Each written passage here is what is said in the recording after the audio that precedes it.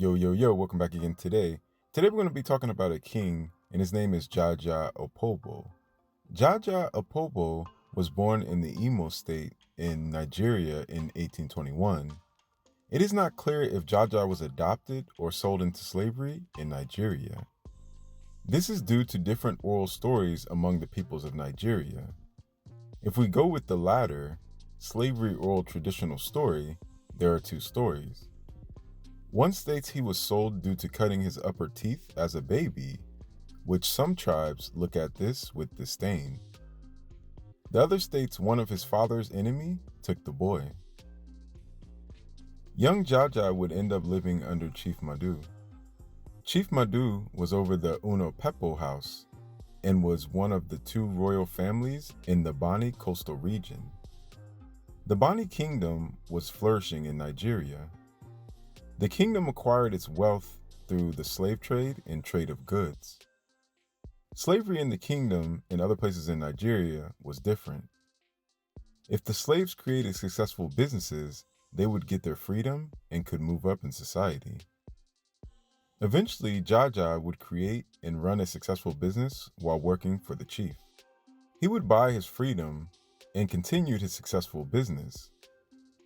During his life amongst the chief, he earned a high name in trade in West Africa and social status. He learned the how-to and tricks of trading with the British. The chief would die soon after, with no one taking or interested in the throne. This was due to debts the royal house took on over the years. The other chiefs did not want to take on the debt. JaJa would step up to not only honor the chief, but to pay the debts off. He would establish the tight relationships with the palm oil sellers and buyers. A neighboring house within the kingdom would consolidate and join into JaJa's house. Within 2 years, he would pay off this debt. The Opobo royal house would become the strongest and richest trading house in the Bonny kingdom. Though this would not last, between 1859 and 1868, JaJa's rival would not like the newfound wealth in his connections. A fire would break out in the Bonny kingdom, and JaJa's royal house took on the worst of the fire outbreak. Seeing an opportunity, one of his rivals, Opobo, went to war with JaJa. Outmanned in battle, JaJa would retreat from the kingdom to the north. JaJa would demand an end to the fighting and letting British officials step in to negotiate.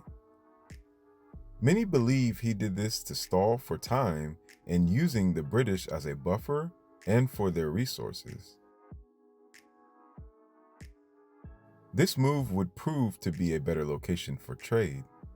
The Manila royal house would take over his house in one swoop after this event. That year, JaJa would move along and establish the Opobo city-state.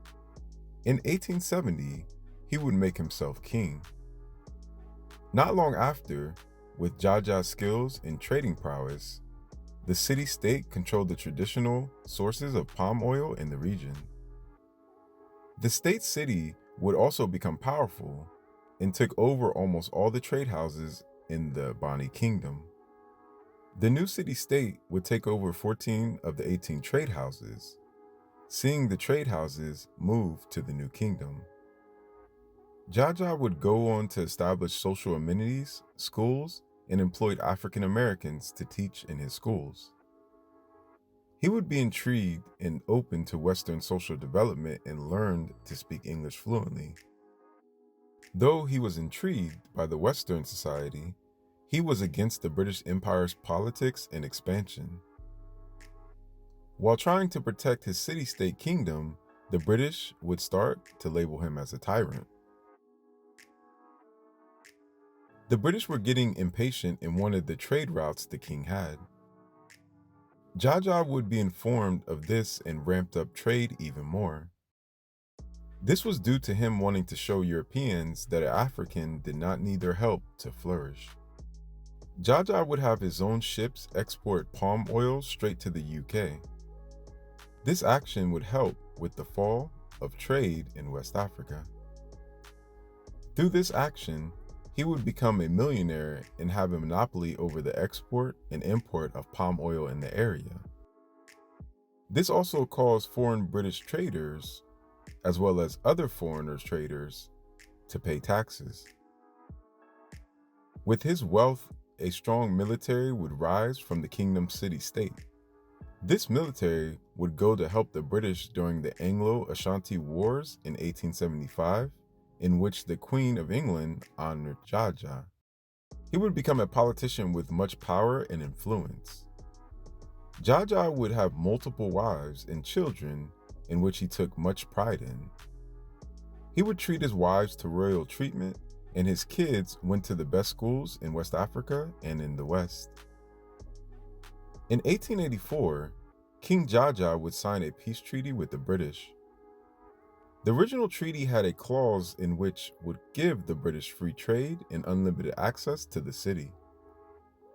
The king would make the British remove this, and then he would sign it. This would bring the city-state into the British protectorate. 1 year later, the British declared the Gulf of Guinea a British protectorate, allowing free trade. King JaJa opposed this decision and declared his city not to be affected by this rule. That same year, in 1884, at the Berlin Conference, the king was labeled as a terrorist and accused of illegal trade.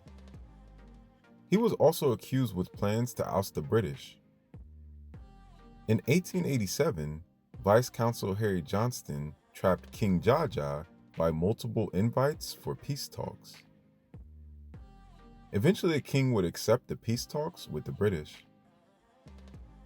This would be a trap, and while on board the warship Goshawk, he would be served with deportation documents. He was sent to Accra Gold Coast, which is modern-day Ghana. He was arrested, tried in court, and found guilty on all charges. He was exiled to the Caribbean island of St. Vincent. This would stop trade between the city-state kingdom and the British. The kingdom would make many appeals to the British Empire for his release, and he was granted to return in 1891. On the journey home, the king would die, with some people saying he was poisoned with a cup of tea by the British. The city is still located in the river state of Nigeria. King JaJa has a statue in the city as well. He is remembered as being very democratic, skilled in trade, and forward-thinking economically.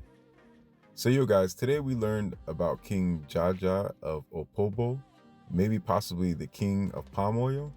So please like, subscribe to my channel, turn on the bell notification down there so you get all my videos. Check out my new African-inspired diaspora art called Diaspora. It's in the link below. Also, add me on all social medias, which is Afric Network, which is Instagram, Twitter, SoundCloud, Facebook, Snapchat, TikTok. Each one teach one. Always love each other. Always learn from each other. And yo guys, until next time, keep making that palm oil. Peace. One love.